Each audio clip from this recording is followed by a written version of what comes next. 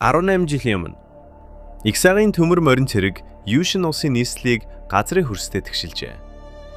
Нэг улс нуран унж, нэгэн угсаа тасахад хүрч, нэгэн үс хонзон хорвоогийн гүнд төрсөн байна. Шан улсад бэр болоо очсон Юшин гүнж Шангийн хунтайжийн хамт цэрэг удирдан тусдахаар ирсэн ч энэ сүрлийн дунд хамтдаа амь өргөдөн. Гэвч тэдний үхлээр бүх зүйл дуусаагүй. Шангийн түшмэл энэ үлдсэн удмыг авч үлдэхийн тулд ганцаараа хөдөлдөг. Тэгээд айншигтэй зүгэнж буун. Үлгийн дээр чонон од унаж, 7 бурхан од алахын хийсэлжээ. Энэ хүү төрөхтөө үс хонсон тээсэн. Нэг өдөр Иксагийн луугийн толгойг цагчна. Энэ бол зүгээр нэг ерөөлч биш, хараалч биш. Энэ бол ирээдүйн дайны эхлэл байлаа. Хүүг таи бүлгэмд нууцаар өсгөнч, Тэнгэрийн цаг ирэхэд эргэн ирнэ гэж итгэнэ. Гэвч хүү том болоод өөрт нь толгож өгсөн нэр, титэм, хувь тавилан бүгдийг үгүйсгэсээр. Шангийн ордонд түүнд энэ хааны титэм цусанд чинь сийлэгдсэн, яс маханд чинь хадагдсан, татгалзах ирэхгүй Тэнгэрийн таалал гэж хэлдэг. Гэвч тэр хариуд нь ганцхан үг хийхнэ. Тэнгэрийн таалал гэдэг чинь эрдэхэд л зориулагдсан зүйл үстэй. Энэ мөчөөс тэр ордны хунтайж биш болохоор шийджээ.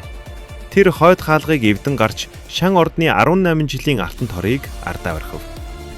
Тэнгэр өөд харж, үүс задарч үүр цайлаа. Хүүн эрх чөлөөтэй боллоо гэж хэлнэ. Дайнд ам үрэгдсэн эцэгтэй хүртэл амсалт өгнө. Таны эвдэж чадаагүй Тэнгэрийн тааллыг би дардан зам болгож гიშгэлнэ гэж хэлээд өөрийгөө шинээр нэрлэнэ. Өнөөдрөөс хойш Шангийн Вангийн ач гэж үгүй. Гагцхүү би Юшэн Бупо. Ингээд Шангийн хунтайж Зижи Юшэн Бупо нэрээр их эзгүй хээр талыг ганцаар зорно. Түүний өмнө мянган бээрийн эзгүй тал, догшин араатан, хүндлэн гулт хэсэх их газар хүлээж байлаа.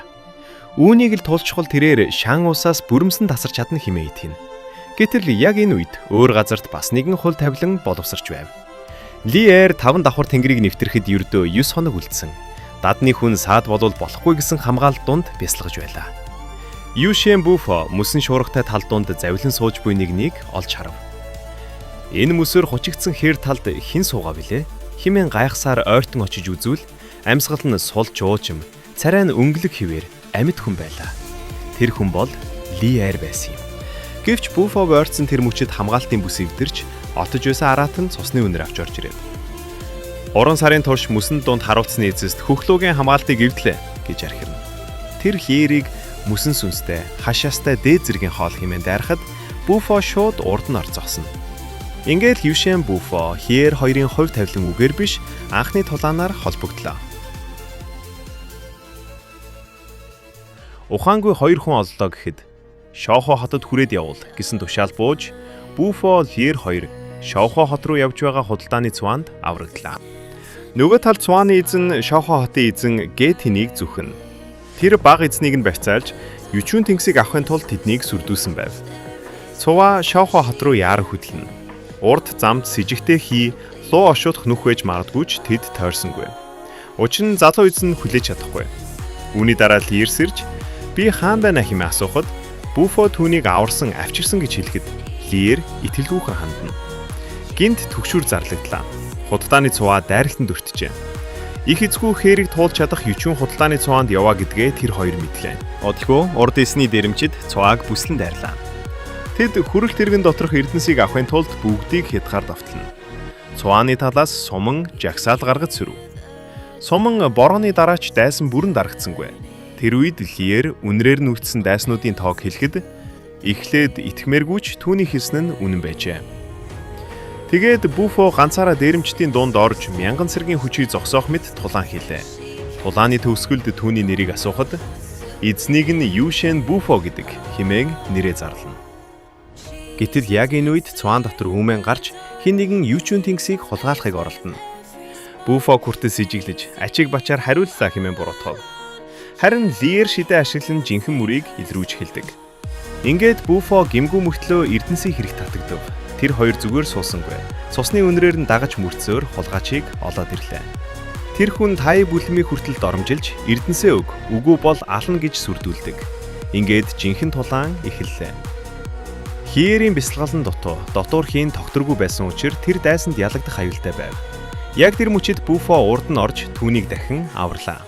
Одоо тэдний холбоо илүү гүн болжээ. Тулааны дунд үнэн ил боллоо. Тэр итгээд Гэт хэний хүн биш. Өөрөөр хэлбэл Шавхва хотын хэрэг харагдаж байгаагаасаа илүү гүн цаана нь өөр хүчин ажиллаж байж магадгүй бололтой. Буфо энэ гамшиг надаас болсон юм чинь би Ючүн тэнгисийг буцаан авчирч өгье гэж амладаг. Мөн тэр хиерийг найзаа хэмээн үзэж байгаагаа хэлэхэд хиер анх удаа өөрийн нэрийг хэлдэг. Намайг Жианли гэдэг. Ингээд хоёр залуу маань мөр зэрэгцэн тэнцэх замдаа гарлаа. Гэвч асуудал ганц хулгайчаар дууссангүй. Ючүн тэнгисийг хүн бүр булаацалдана. Зарим нь хотыг аврахын тулд, зарим нь дотор нь нуугдаж ам гахын тулд. Хамгийн аимшигтай нь Шавхва хотын эзэн хүртэл энэ гамшигыг мэддэг бололтой. Нөгөө талд та ноён хүүгээ буцааж авахын тулд Гэт хинтэй эрдэнсээр солилцоо хийхээр орлоо. Гэвч уулзсан даруйдаа нэг зүйлийг мэдэрдэг. Өөдөөс нь гарч ирэх тэр хүнээс Ючүн овгийн шинж огт мэдрэгцэнгүй. Хуурамч солилцоо байжээ. Гэт ян Фүүэрийг өгөхгүй, харин Ючүн тэнгистэй зугтаж гамшиг ирэхэд та нар үхлээ хүлээж бай хэмээн дооголдог. Харин Буфо Жианли хоёр жинхэнэ Фүүэрийг олж авчирна. Гэхдээ Фүүэр 10 жил зовж тарчилсан тул өмгшгэ байхаа болжээ. Ючүн овгийнх нь нэг чухал зүйлийг хэлнэ. Ючүн тэнгис аль хэдийн Фүүэрийг эзнэ гэж таньсан. Гэвч өнгөрсөн шарх нь хит гүн байсан учраас тэр эрдэнсээ мэдрэх холбоогоо алдчихсан байв. Хотыг аврах найдвар дахин бүдүүгч эхэлдэг. Энэ бүхний цаана Илин Фүү, энэ Хуан хоёрын хуучин эмгэнэл сүхэгдэнэ. Нэг нь хайрлсан, нөгөө нь өөрийгөө гай гэж бодсоор 10 жил зүхтаасан. Урдын шархтайгаа нүүр туж буй түүхийг харуулдаг. Шүн дунд ойртох тусан Фүүэр Ючүн тэнгисийг мэдрэхээ байснаа хүлээн. Тэр үед Буфо бууж өгдөхгүй. Тасарчихсан бол буцаага залгана. Гэд Тай бүлэгмийн нууц шидээр тасарсан холбоог дахин сэргээхээр оролдов. Жианлич бас хажууд нь зогсоод галзуурах гэж байгаа бол хамт галзууръя гэж хэлээд шархтай биетэж хүчээ нэмэрлэнэ. Эцэст нь тэд нэг мөр олж харлаа. Ючүн тэнгис нуурын голд байна. Гэвч цаг аль хэдийн дуусаж дайсан дахин гарч ирж Шавхва хотыг үнэхээр авч чадна гэж бодоо юу гэж үднэ.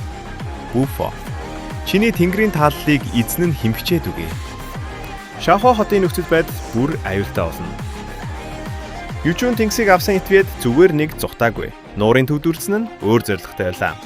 Яг тэр үед их эзгүй хэрийн араатнууд хот руу дайран орж ирнэ. Ючүн тэнгисийн араатнуудаар аюулгүй газар хайлгаж хот руу зориуд татж байна гэдгийг Жианли тэр даруй ойлгов. Шавхва хот одоо бүрэн бүслэгдэжээ. Ингээд Юшин Буфо Жианли хоёр салж ажиллахаа шийдээд Буфо эрэлдийг аварна. Жианли Ючүн тэнгисийг хөөнө. Харин нөгөө талд Тай ноён хүрэл тэргээр хэрэн байгууж иргэдийг дотоод хот руу оруулж хамгаалах тушаалгүй. Дайсан эцэст нь жинхэнэ санаагаа ил болгоно. Шүн дунд тэнгэрийн гамшиг болохыг мэдээд Ючүн тэнгис нуугдаж амиа аврахаар төлөвлөжээ. Хуурамч Ючүн тэнгис хуурамч Шавхва хотын эзэнтэй яг таарч байна. Тэр залуу өнгөсний өшөөгөө нэхэн энэ бүхнийг Шавхва хотын сүүрчийн том жүжиг гэж зарладаг. Удалгүй үнэн олон дил болно. Шавхва хотын эзэн гэх хүн жинхэнэ Гэтян биш байжээ. Жинхэнэ хотын эзэн аль хэдийн энэ хүнд алуусан байв. Хот бүхэлдээ цочирдлоо. Тэр Ючүн тэнгист нуугдахыг хүснээс гадна араатнууд яагаад хот руу дайрсныг өөрөө тайлбарлана. Өөрөөр хэлбэл энэ сүрлийг санаатай зохион байгуулсан байр. Тэр бүр өнөөдөр би чамайг бас энэ хотын бүх иргэдийг эцэгтэй тархил болгоно гэж зарлав. Цусаар урсаж би Шавхва хотыг Диважин шиг сайхан юм гисээр багтана. Хотын айдас дээд зэгтээ хүрлээ. Ийм үед Жианли тулгалдаанд орж Ючүн тэнгисийг буцааж авахыг оролдоно.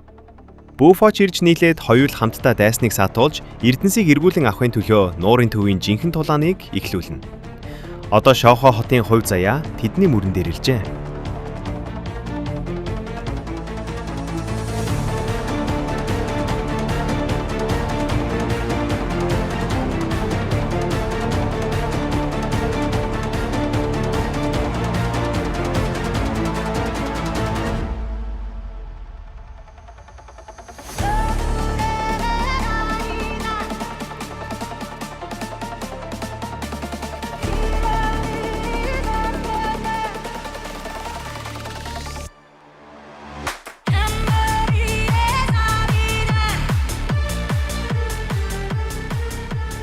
Энэ удаа хувь тавилангийн утас өгүүлээгүй дайн цувралын 1-5 дугаар ангийг хүргэлээ. Дараагийн ангиудад Шавхва хотын тулааны дараах хүнд гарц, Жианлиг аврах шин аялал, Мөн Юшен Буфогийн жинхэнэ угсаа гарах нууцуд ил болж, жирүүнтэй холбоотой шинэ аюул, ган хутаа хийх тулаан зэрэг сонирхолтой үйл явдлууд үргэлжлэх бөгөөд хамтын тэмцлэр цувралын 2 дахь томоохон үйл явдлууд үргэлжилдэг. Хэрвээ та энэхүү цувралыг үзхийг хүсвэл Домон веб апаар орж үзээрэй.